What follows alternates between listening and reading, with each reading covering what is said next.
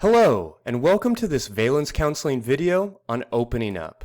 The Is Like series is all about finding shortcuts to understanding, whether you are interested in exploring these ideas for yourself, to better understand someone you love, or if you as a therapist are seeking better competency around issues of gender, sexuality, or religious trauma. I'm Christy Powell, an LPC intern with Luminary Counseling. You can find more resources regarding this topic or information about me at vcatx.com. One of the most common questions presented to me as a therapist or sexuality educator is about how to open an existing relationship. Despite what you might hear from folks in different non-monogamous communities or from your family and friends, this can be done in a way that is exciting, personally fulfilling, and empowering, while also respecting your partner and maintaining a sense of safety, belonging, and security. This comes with a word of caution, however. Imagine your relationship as a long road trip down a well-established highway. There may be traffic, some closed roads, some small towns, and long stretches of empty highway. But even as you work to navigate to where you hope to end up, you know that you are on a well-beaten path following roads long since laid out for you. Before deciding to exit that road for a windier trail, ask yourself, am I ready to take on additional challenges and twistier roads? Do I feel safe traveling with my co-pilot, even though we may get lost or hit a couple of potholes? And most importantly, am I prepared to follow the rules of the road in order to keep others safe while I enjoy the beautiful scenery of this treacherous pathway? Is my partner? If this is the path for you, remember that while it's never too late to turn back towards the main road, know that you can never go back exactly the way you came. In order to travel safely down this new road, there are 3 cardinal guidelines to follow. First, go slow and avoid having a boomer sooner gold rush type mentality. Second, you'll want to pick a lane to decide what model of relationship suits you best and to avoid mixing orientations. In order to learn how to do that, you'll want to be sure to read a map of the road, get directions from someone who's been there, or hire a professional to guide you. Opening up can look like a lot of things for a lot of people. For many of those people, especially people in long-standing relationships or with a strong religious past, this will be their first time dating in their new body, in their new values, in their new dynamic, if not their first time dating as an adult. When you pair that with the sudden realization that they've gone from one possible sex partner to as many as 7 billion, it makes sense why there can be a rush of excitement.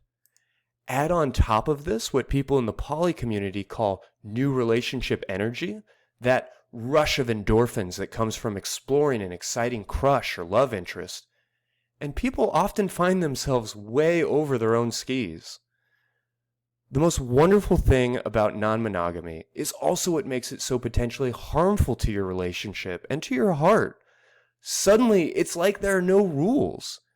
Whatever ideas someone once had about the way society should be, about what's natural or practical or within the confines of human nature, they now suddenly realize that old ideas about meeting a bunch of people, falling in love with a few, choosing a favorite, and settling in for life are no longer serving them. Without the old guidelines, you can build any type of relationship you wish, but without a blueprint, you may not be able to build much of anything. At the start of your journey into non-monogamy, you may have no idea which labels will eventually best apply to you. Swinger? Lifestyle? Monogamish? Polyamorous?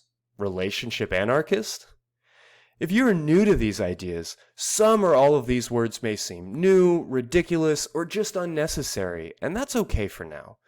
While all relationship styles might be permissible, only a few tend to thrive in nature without relying on aggression, oppression, and abuse. Just remember that even if you decide to change lanes later, it's important to avoid hurting others by having clear expectations for the relationships you are in and the relationships you are building. There are a number of great books about opening up, not the least of which is Opening Up by Tristan Taormino. There are many more for every style of relationship in the resource page attached to this video. If you are thinking about opening up your relationship, pause this video right now and buy at least 2 of them. I can't stress enough how vital it is to begin to metabolize this information well before you create your first Tinder profile, attend your first club or party, or even think about finding a munch. In order to do that, you're also going to need some guidance from people who have gone through it themselves. So find your local poly meetup, swingers club, or yes, kink munch, in order to find your people. Before you begin to date or cast out feelers, before you commit yourself to a new path or explore in a way that may affect other people, join the culture of the person you'd like to become. Get to know the special language, the personalities, the social etiquette. Nothing will send up more red flags for those on the lookout for abuse than an unwillingness to explore your new community and culture. Finally, don't get on the road without taking driver's ed, and don't drive into non-monogamy without working with a therapist. The amount of communication, self-exploration, and social judgment you are about to experience can be absolutely overwhelming.